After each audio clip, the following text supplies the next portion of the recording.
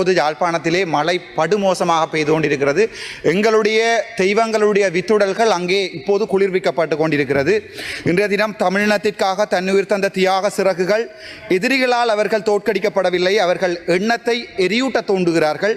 மாவீரர்கள் கல்லறையில் புதைக்கப்படவில்லை, எங்களின் கனவுகளில் விதைக்கப்படுகிறார்கள் என்ற உசாய் மணியினுடைய கவிதையோடு இந்த ஸ்பீச்சை ஆரம்பிக்கலாம் என்று நான் நினைக்கிறேன். எனக்கு மிகவும் கவலையான விடயம், நான் ஒரு தமிழனாக இருந்து கொண்டும் சிங்கள மக்களால் அதிகமாக இன்று வரை நேசிக்கப்படுகின்ற ஒரு தமிழனாக இந்த பாராளுமன்றத்தில் இருக்கிறேன் நான் பெருமைப்படுகிறேன். என்றால் நான் மனதில் பட்டவற்றை நேரடியாக கதைப்பதற்கு இன்றைய தினம் எங்களுடைய 323 கண்டெய்னர் கள்ளன் என்று சொல்லப்படுகின்ற ஒருவர், உங்களுக்கு தெரியும் யாரென்று, இன்றைய தினம் வந்து சொல்லியிருக்கிறார். தேசிய தலைவரும் 44,000 போராளிகளும் வடக்கு மாகாணத்தில் குடுவித்தார்கள் என்ற ஒரு கதை ஒன்றை இன்றைக்கு சிங்களத்தில் சொல்லியிருக்கிறார். இவர் சிங்களத்தில் சொல்லி தப்பிக்கலாம்னு நினைக்கிறார். ஆனால் சிங்களமும் தமிழும் சரளமாக பேச தெரிந்த எனக்கு அது விளங்கினது. அதனுடைய வீடியோவை நீங்கள் பார்ப்பீர்கள் வெகு விரைவில். மிகவும் கவலையாக இருக்கின்றால் இவர்கள் சொல்லிக்கொண்டு வந்தவர்கள் எப்படி, நாங்கள் எல்லாம் சிங்கள பிரபாகரன் என்று சொல்லிக்கொண்டு வந்தவர்கள் தான் இந்த அனுரகுமார நாயக்கத்தினுடைய அரசாங்கம். எங்களுடைய மக்களும் அப்படியே பொய்களை உண்மை என்று நம்புகின்ற ஒரு சமூகத்தை சேர்ந்தவர்கள் நாங்கள். ஆகவே எங்களுடைய சமூகம் அள்ளுகொள்ளையாக நம்பியது. இதுக்குமோ சிலவேளை இவருமே போராட்டத்தை நோக்கி போராடியவர் என்று நினைத்து எங்களுடைய சமூகம் விட்ட வரலாற்று தவறு இந்த என்பிபி அரசாங்கத்துக்கு வாக்கு போட்டது. ஆனால் இன்றைய தினம் சிங்களத்திலே எங்களுடைய தேசிய தலைவர் வடக்கு கிழக்கை ஆண்ட போது ஒரு சிங்களவன் அவன் தன்னுடைய ஒரு போட் கூட வரையலாது அடிச்சு புதைச்சு நாங்கள் அந்த கடல்ல குடுவித்தேன்னு எங்களுக்கு சொல்லேகல்ல. ஒரு தமிழ் மனுஷனா வெக்கப்படுறேன். ஒரு தமிழனா என்னுடைய வடக்கு மாநிலத்தில் இருந்து போட்டப்பட்ட ஒவ்வொரு வாக்குக்கும் இந்த பிமல் ரந்தாயகருடைய நெஞ்செல்லாம் எரியுது. நான் உங்களுடைய போர் வீரர்களை நீங்கள் செபலியோ என்று சொல்லுகின்ற போது ரணவிருவோ என்று சொன்ன தமிழன் நான். ஏனென்றால் ஆயுதம் ஏந்தி என்னோடு இருக்கிறார்கள், ஆயுதம் ஏந்தி போராடியவர்கள் உயிரை துச்சமாக மதித்த தெய்வம். அதற்கு மேலே ஆனால் வெக்கமாக இருக்கிறது ஒரு கூட்டம் வந்து சொல்லுமாக இருந்தால் என்னுடைய தேசிய தலைவரை போராட்டவாதி என்று சொல்லுமா இருந்தால் கவலையா இருக்கு. நீங்கள் ஒரு போராடின சமூகம், உங்களுடைய ஆயுதம் தூக்கின 1000 பேர் இருக்கிறீர்கள், வெக்கமா இல்லையா? சோறாடா சாப்பிடுறீங்க என்று கேட்கிற அளவுக்கு எங்களுடைய தமிழ் மக்கள் உங்களை வடக்கு மாநிலத்தில் பார்த்துக் கொள்வார்கள். நீங்கள் கடைசியாக சுடப்போவது ராமநாதன் நட்டுனாவை, அது எனக்கு நன்றாகவே தெரியும். இன்றைக்கு கூட செக்யூரிட்டி ரிஸ்க் என்று சொல்லி அறிவித்திருக்கிறார்கள். எனக்கு அது பிரச்சனை இல்லை. ஆனால் மிகவும் கவலையா இருக்கு. நீங்கள் யாரை குரல் இல்லாத ஒரு இனத்தை, ஒரு தமிழ் பேசுகின்ற குரல் இல்லாத இனத்தை நீங்கள் அடக்குகிறீர்கள் என்று நினைக்கும் போது மிக வெக்கமாக இருக்கிறது. நாங்கள் இனவாதம் இல்லை என்று இந்த வரைக்கும் இதில் இருக்கிற எதிர்கட்சியில் இருக்கிற பாராளுமன்ற உறுப்பினர் தமிழனாக இருந்தாலும் சரி, முஸ்லீமாக இருந்தாலும், நீங்கள் பால் குடித்து வளர்ந்த குழந்தையாக இருந்தால், நாய்ப்பால் குடிக்காமல் உங்களுடைய அம்மாவினுடைய பாலை குடித்து வளர்ந்தவனாக இருந்தால், புத்தளத்திலே மக்கள் தினமும் அழுகிறார்கள், திருவோணமையிலே மக்கள் அழுகிறார்கள். நான் ஜாழ்ப்பாணத்தில் இருந்து வந்தவன், நான் ஜாழ்ப்பாணத்தை பற்றி தான் கதைக்கணும்.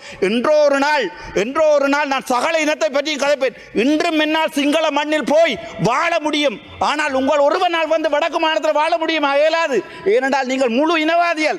வெக்கப்படுகிற என்னுடைய தேசிய தலைவர் நீங்கள் ஒரு குடு வியாபாரி என்று சொன்னதுக்கு இந்த முகத்தோட ஜாழ்ப்பாணம் வருவீர்கள். இதில் இருக்கிற ஓடினம் தீவிர அமைத்தி கடல் அமைச்சர் எழும்பி ஓடுறார், பிமல் ரத்நாயக்கர் எழும்பி ஓடுறார். வெக்கமா இல்லையா? நீங்க எல்லாம் ஒரு ஆயுதம் ஏந்தி போராடிய இது வந்து யாருக்கு அவமானம் என்றா, ரோகண விஜய் வீர என்ற ஒரு பெரும் தலைவருக்குரிய அவமானம் இது. அவர் கொண்டே இந்த கனத்த மயானத்தில் எரிக்கப்படும் போது உங்களை மாதிரி எல்லாம் வந்து காருக்கும் பஸ்ஸுக்கும் ஓடித்திருவாங்க நினைச்சிருந்தா அந்த மனுஷன் போய் எங்கேயாவது வெளிநாட்டில் வாழ்ந்திருக்கும்.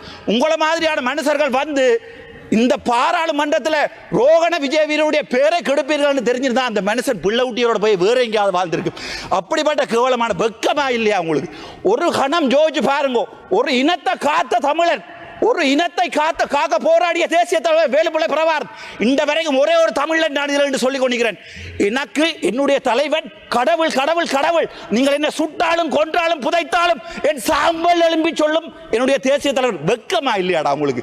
எங்களுடைய வாக்குகளான பாராளுமன்றம் வந்து நீங்கள் வடக்கு என்னுடைய தலைவரை குடுவித்தவன் என்று சொல்ல உங்களுக்கு மனம் பெறுது. கொஞ்சம் ஜோதிச்சு பாருங்க. அந்த புத்தளத்திலே கொண்டே குப்பையை போடுறீங்க. NHS கொழும்புல இருக்கிற NHS குப்பையை கொண்டு அந்த புத்தள மக்களுக்கு போடுறீங்க. புத்தளத்திலிருந்து வந்திருக்கிற எம்பி இந்த யாராவது ஒரு தமிழன் ஒரு முஸ்லீம் தமிழ் பேசுகின்ற யாராவது சொல்லேலுமா புத்தளத்தில் குப்பையை போட வேண்டாம் உங்களுடைய அரசாங்கத்துக்கு? நான் தமிழனாக இருக்க ஆசைப்படுறேன். நான் தமிழ் பேசுகின்ற முஸ்லீம் இனத்தை என்னுடைய தேசிய தலைவர் என்றோ ஒரு நாள் பாதுகாப்பாக வடக்கு மாநிலத்திலிருந்து வெளியேற்றி இருந்தால் அது நீங்கள் பிழை என்று நினைத்தால் அதற்காக மன்னிப்பு கேட்கறதுக்கு நான் தயாராக இருக்கிறேன். உங்களுக்கு விருப்பமாக இருந்தால் என்னை கொள்ளுங்கள். நான் அதை சிங்களத்திலையும் சொல்கிறேன், நான் அவசரப்பட வேண்டாம். அதை விட திருவோணமலையிலிருந்து வந்த பாராளுமன்ற உறுப்பினர்கள் யாரா இருக்கிறீங்களா? காணையில் ஒருத்தரை யாரா இருக்கிறீங்களா? கேப்பம் எங்கே உங்களுடைய அருள் ஏமச்சந்திர அடே எங்களுடைய இனம் பாவம். நாங்கள் என்ன பாவம் செய்த நாங்கள் ஆயுதம் எடுத்து போராடியது நீங்கள் எங்களை அடி கேட்க நாங்கள் ஆயுதம் எடுத்து போராடியது நாங்கள் ஆயுதம் எடுத்து எங்களுடைய தமிழீழம் என்ற நாட்டை 30 வருடமாக கட்டியது நீங்கள் எங்களை கேம்பஸுக்கு போடா பண்ணிக்கல. டிஸ்ட்ரிக்ட் கோட்டான்ற ஒன்றை நீங்கள் இல்லாமல் பண்ணி நீங்கள் பெரிட்டன் ரவுண்டை இல்லாமல் கொண்டு டிஸ்ட்ரிக்ட் கோட்டா கொண்டு வந்த போது 1970 இருந்து எனக்கு வரலாறு தெரியாது. வரலாறு தெரிந்தவர்களுடைய பிள்ளைகள் பக்கத்தில் இருக்கிறார்கள்.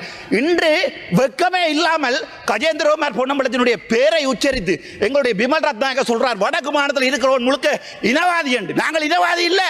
நீங்கள் கட்டினது கோயில் என்னுடைய. நான் ஒரு நாள் எங்களுடைய கஜேந்திரகுமார் பொன்னம்பலத்தோடு கூட சண்டை பிடிச்சேன். நான் இந்த வரைக்கும் சண்டை பிடிக்கிறேன். உங்களுடைய கோயிலை கட்டினது முழு தவறு என்றால் அது என்னுடைய உறவுகள் இருக்கிற ஒரு காணியில். ஆனால் நான் சொல்றேன் என்ன மினவாதம் போட்டு நான் கஜேந்திரகுமார் நிப்பாட்டுவோம். ஆனால் இப்போது நினைக்கும் போது சரி என்று படுகிறது அவர்கள் செய்கிற வேலை. என்றால் அவர்கள் 20-30 வருஷம் அரசியல் இருந்தவர்கள். அவர்களுக்கு நன்றாக தெரியும் இந்த பேரினவாத அரசாங்கம் என்ன செஞ்சாலும் மாறாதண்டு. ஆனால் அரசியலுக்கு வருகின்ற போது நான் என்ன யோசிக்கிறேன், ஓகே இதோ நிப்பாட்டுவோம், இதுக்கு மேலே வேண்டாம், சிங்களத்தில் கதைப்போம் தமிழ்லையும் கதைப்போம், இதை நிப்பாட்டு. வெக்கமாக இருக்கு. நீங்களா சோறாடா சாப்பிட்றீங்க, வலக்கையாலையா சாப்பிட்றீங்கன்னு உங்கள்கிட்ட கேட்குறேன். தயவு செய்து இடக்கையால சாப்பிடுங்கடா. இந்தியாவில் இருந்து வெக்கமாக இருக்கு. சரி பரவாயில்ல, அதுக்கு பிறகு பார்ப்போம். இந்த ஈஸ்டர் அட்டாக் அநியாயமான முஸ்லீம் சமூகம். அந்த சமூகம் என்ன செஞ்சது? அது கண்டு ஒரு தனிய ஒரு கலாச்சாரம் இருக்கிறது பிள்ளையா? அவங்களுக்கு கண்டு ஒரு வரலாறு இருக்கிறது பிள்ளையா? அவங்களுக்கு காலமா தமிழனை முஸ்லீமை நீங்க என்ன செய்றீர்கள்? போட்டு அடி அடிச்சு கடைசியா எங்களுக்கு இல்லை முஸ்லீம் இனத்திலே கொண்டு ஆயுதத்தை கொடுத்தியால் எங்களுக்கு அடியண்டு, எங்கள்கிட்ட தந்தியால் முஸ்லீம் இனத்துக்கு அடியண்டு. கடைசியா ஒரே இனம் பேசுகிற 2 முஸ்லீம் இனம் நாங்கள் அடிபடுறோம்.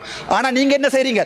சத்தமே இல்லாமல் கிண்ணியாவை எடுக்கிறீங்க. அதுக்கு பிறகு பார்த்தா திருவோணமலையில் கொண்டு போய் புத்தர்வியால் வைக்கிறீங்க. சும்மா ஒரு பேச்சுக்கு கேட்குறேன், இல்லை தெரியாமல் கேட்குறேன். இந்த நடுவில் ஒரு பிள்ளையார் சிலை வச்சா சும்மா இருப்பீங்களா? நான் இதை கேட்குறேன். அடே நீங்கள் என்ன அடிச்சு கொள்ளுவீங்களா? இரண்டா உங்களோட மனசில் இருக்கிற வரி நீங்கள் சிங்களவன் என்ற வரி.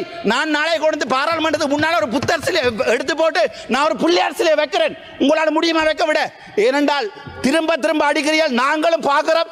ஆனால் நாங்கள் ஒன்று மட்டும் சொல்றேன், கடைசி தமிழன் பால் குடிச்சா கடைசி தமிழன் இருக்கும் வரைக்கும் வடக்கு மாநிலத்தில் ஒரு ஓட்டு உங்களுக்கு விழாது. பக்கத்து வீட்டுக்கு பிறந்தவனால மட்டும்தான் உங்களுக்கு ஓட் போடு. வெக்கமா இருக்கு. உங்களை எல்லாம் எங்க ரஜீவன் நம்பி, எங்க இளங்குபரன் நம்பி, எங்க ஒவ்வொரு தமிழ், எங்க ஃபைசால், எங்க ஒரு வசனம் கதை கேளுமா? உங்களால் ஒரு வசனம் கதை கேளுமா? நான் தமிழ் பால் குடிச்சு வந்தவன். ஆனால் முஸ்லீம் எனக்கு என்னுடைய ரத்தம். நீங்க என்ன சொன்னாலும் நான் ஒவ்வொரு முஸ்லீமுக்கானியும் அடிபடுவேன். என்றால் என்னுடைய தேசிய தலைவர் ரெண்டாவது ஒரு நாள் நினைத்து விட்ட பிள்ளையோ நினைக்காமல் விட்ட பிள்ளையோ அந்த பிள்ளையை திருத்துறதுக்கு எனக்கு கட்சி இருக்கு. இவ்வளோத்தையும் சிங்களத்தில் நான் சொல்ல ஆசைப்படுறேன். ஹரி ஜங்காபி சிங்களி போட்ட கதாகரன் மற்ற வினாடி பார்த்தீங்கன்னா போட்ட கதாகரன் உங்களோட பார்த்தீங்கன்னா செய்திகளை உடனுக்குடன் தெரிந்து கொள்ள உடனே சப்ஸ்கிரைப் பண்ணுங்க.